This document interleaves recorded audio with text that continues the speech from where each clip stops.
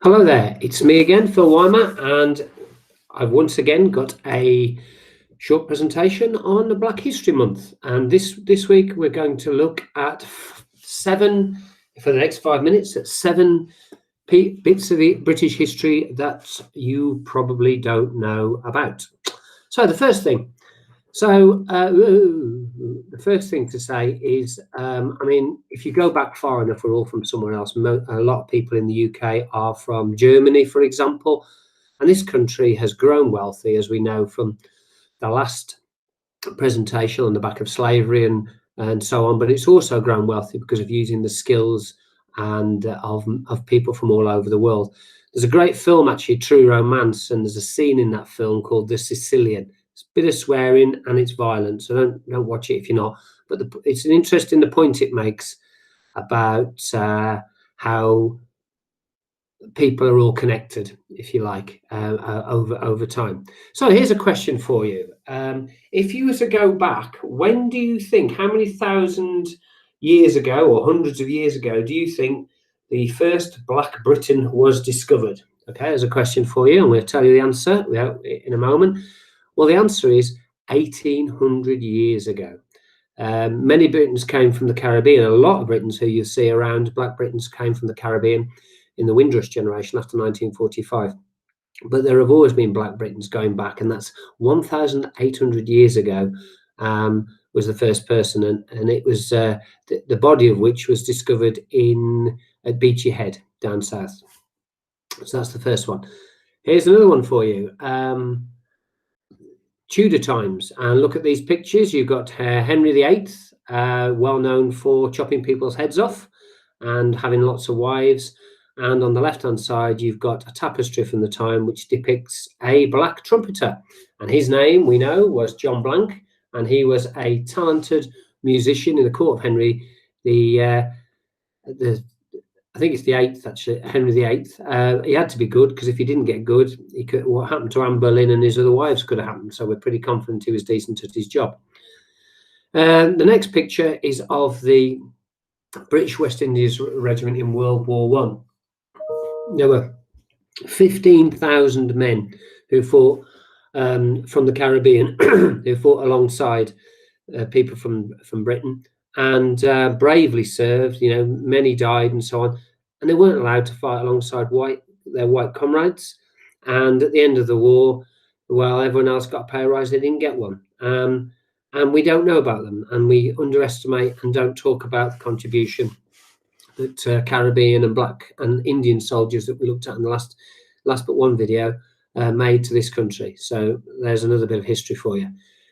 Now, this one is the amazing, really, a bus strike. So we've got in Bristol, you've got Coulson, the guy whose statue was thrown into the water, and you've got Coulson Avenue, and you had Coulson Hall. Now, Coulson Hall was funded by him back in the day with slavery money. And if on the right-hand side there, you've got a picture of Massive Attack, who were a band who said, if you don't change the name of Coulson Hall, because he made his money with slavery, we're not playing. And they didn't play. Now, on the left-hand side, you've got three people. These were one of them, his name is Roy. And these guys, back in the 60s, the bus companies refused to employ black workers in 1963. So they said you can't have a job if you're black, basically, as blatant as that.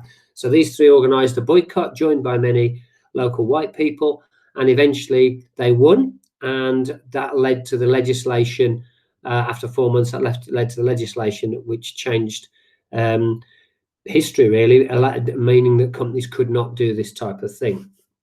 Okay, next thing, Notting Hill Festival, the most famous, second most famous probably festival in the world, outside of Brazil, where you have the carnivals, and it's actually second in size only to Brazil. It didn't just happen as a celebration to start with. There were riots there was racism and conflict everywhere in 1945, and and after the war. And the Notting Hill Carnival actually came, which is attended by more than 1 million people a year, started after race riots in 1958. White right-wing racists, the sort of National Front, went into a black community, and the black community responded. There were riots, and then out of that, to try and rebuild the community, and the Notting Hill Festival started. So a brilliant festival started from something very poisonous.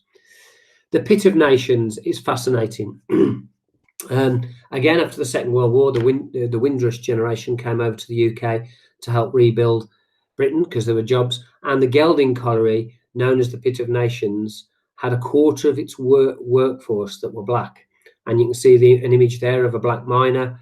And it says there on there, hundreds of black men worked in the deep coal mines in Leicester, Yorkshire, and so on. The Pit of Nations was 25% were black, and that was from the Gedling Colliery. So again, and perhaps something local, miners and so on, but maybe you wouldn't have known that.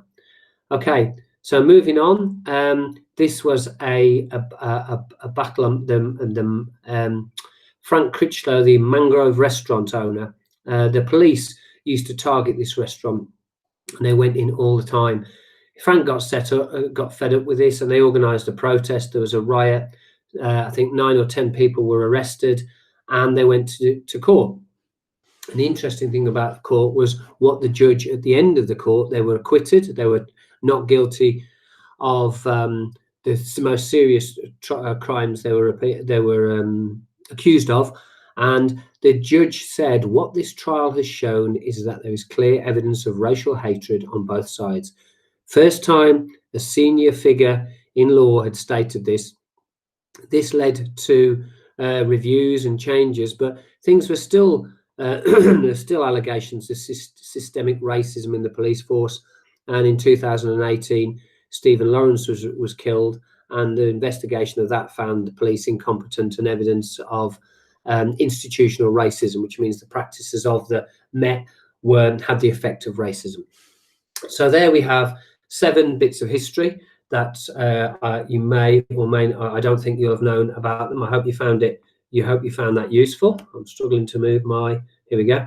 So now I'm going to go through those with. So if you don't want to watch anymore, that's fine. But I'm going to go through now with some English. So there's the script on the left-hand side. How many proper nouns in this paragraph? Can you list them? So again, you might want to pause this now, look for the proper nouns, and I'm about to give you the answers. And here they are: Britons, Caribbean, Second World War, Britons, East Sussex. So the 1, 2, 3, 4, 5 proper nouns, and they're the names of pieces and people and places. List how many adjectives, descriptive words there are. Again, you might want to pause this, so I'll give you a few seconds just to press the pause button. How many adjectives are in that block of text? And the answer's coming up. There are 3.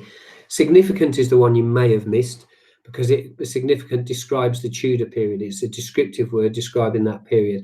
Black and talented, you probably got.